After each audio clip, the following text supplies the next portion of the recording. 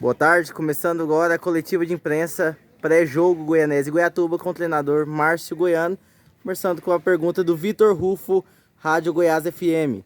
Márcio, qual sua avaliação do jogo contra o Morrinhos? O que funcionou e o que não funcionou como esperado? O mais importante é a vitória, né? Os 3 pontos que era necessário, né? Iniciamos a competição com a derrota para o Vila Nova e a gente sabia da importância. A competição em si, você tem que somar pontos, as dificuldades vão ser naturais, né? O jogo do Vila Nova, a gente teve o controle do jogo, a gente poderia ter tido uma história um pouco diferente, né? No sentido de chegar ao gol, e você teve o controle e não conseguimos o resultado. Esse jogo contra o Morrinhos, sabíamos da importância e a necessidade que era, então no final de tudo isso conseguimos a vitória, mas a nossa equipe conseguiu manter um bom ritmo, tivemos o domínio do jogo em alguns momentos a equipe do Morrinhos até também chegou ao nosso gol, mas isso aí é calculado, isso aí faz parte do futebol. A gente aqui dentro de casa, nós sempre vamos tomar a iniciativa. Quem vai ficar sempre exposto somos nós, porque dentro de casa a gente acaba buscando mais o gol e a gente acaba se expondo um pouco mais. Né? Conseguimos ali logo com 3 minutos a finalização do Lagoa e outras finalizações do primeiro tempo. Então foi positivo. Eu acho que acima de tudo é ter o controle e dentro de campo fazer aquilo que nós fizemos. Até o último minuto não dando a oportunidade para o adversário. Marcelo Augusto da TVG Multi. Mesmo jogando em casa, o Goiatuba jogou com 3 volantes na rodada passada. Ainda assim, faltou um meia de criação. Essa opção por não jogar com um meia avançado de criação é uma carência atual do elenco ou uma opção mesmo de ter um meio-campo de mais pegada e intensidade? Na verdade, assim, é um pouco de entendimento também das pessoas com relação à característica, né? Nós temos características um pouco diferentes. O futebol mundial já mudou. Hoje não se fala volante mais. A nomenclatura usada hoje são médios.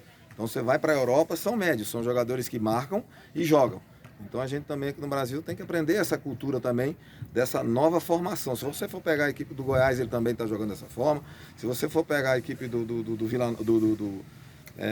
outras equipes também do futebol goiano têm tentado fazer essa situação, porque eu tenho aqui no meio campo nosso, Gilberto, que é um jogador que marca e sabe jogar, tem essa facilidade. Lagoa muito agressivo, principalmente nesses últimos 2 jogos, muito agressivo na marcação e tem chegado também na área. O Guilherme já é esse jogador natural que vai passando uma transição, né? Um jogador que já jogou aqui na função, sabe fazer a função, mas é um jogador clássico, né? Ele pisa na área, tem essa qualidade, tem essa condição, ele finaliza, ele cruza. Então nós temos ali 3 jogadores que dão esse suporte ofensivo para a gente.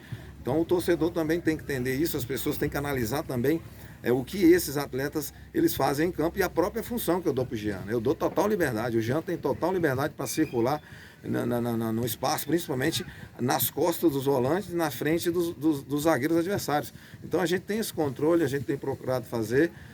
Então as pessoas também têm que entender essa nomenclatura. Agora, nós temos opções no elenco? Temos opções sim, né? Nós temos essas opções, nós temos procurado fazer com que o Jean, em alguns momentos, em algumas partidas, fazer essa função. Nós temos o Lazari que pode fazer essa função, o Luan pode também fazer essa função. Então nós no elenco temos jogadores com essa característica, mas esses mesmos jogadores que eu citei, Luan, Lazari, são que me dão também a ofensividade. Então, por isso que a gente acaba optando por esses 3 atletas, porque eles nos dão segurança e são jogadores que sabem jogar com a bola.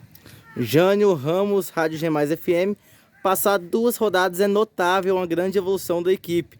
Quais os ajustes ainda a serem corrigidos nos 3 terços dos campos para se dizer, agora sim é o time ideal para buscar, quem sabe, uma grande classificação? É aquilo que a gente fala, né? Errar o mínimo possível. Você vê que tanto quanto o Vila Nova, quando nós erramos, a equipe do Vila Nova chegou ao nosso gol. O próprio Morrinhos, quando nós erramos, né? Eram jogadas que nós tínhamos o domínio da bola, uma jogada que nós poderíamos ter uma finalização no gol do Morrinhos, acabamos dando um contra-ataque. No momento do Morrinhos também, uma saída de bola, na comemoração, naquela euforia do gol, nós ali naquele momento também demos a oportunidade, então temos que errar o mínimo possível. Futebol minimiza-se os erros.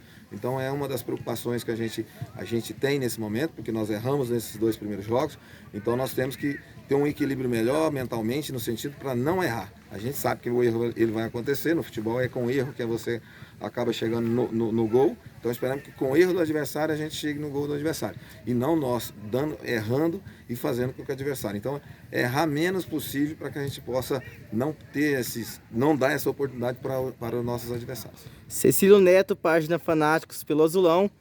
Boa tarde, Márcio. Queria que avaliasse a postura do Goiatuba nas duas partidas. Contra o Vila, um time mais fechado, o nervosismo normal da estreia. E contra o Morrinhos a gente viu um time um pouco mais agressivo, dominando boa parte do jogo. Contra o Goianésia, como o senhor espera o Azulão se comportando dentro de campo?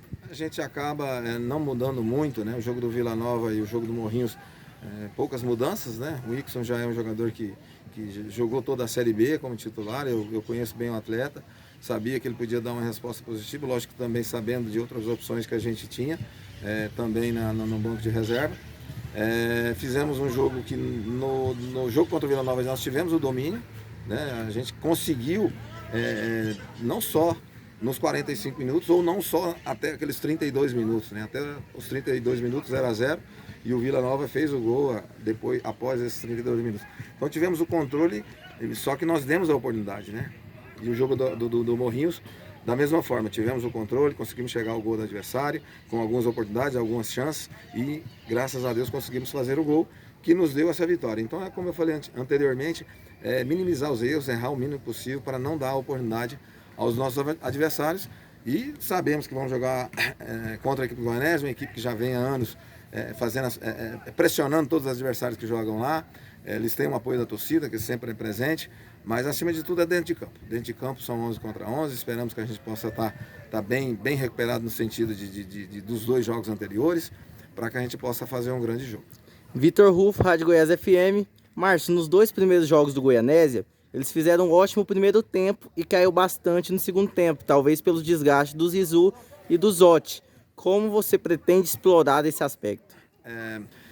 Vamos lá, o Goianésia foi uma equipe que, nesses dois primeiros jogos, ela não tinha um jogador da função, que era o lateral direito, né? Acabou ele improvisando o Kesley na ala, né? Que aí ele acabou trazendo o Gabriel para fazer o terceiro zagueiro.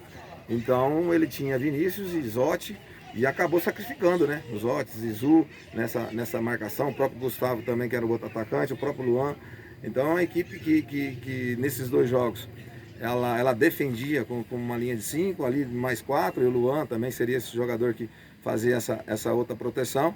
E jogaram em casa, tiveram a felicidade de vencer contra o Anápolis.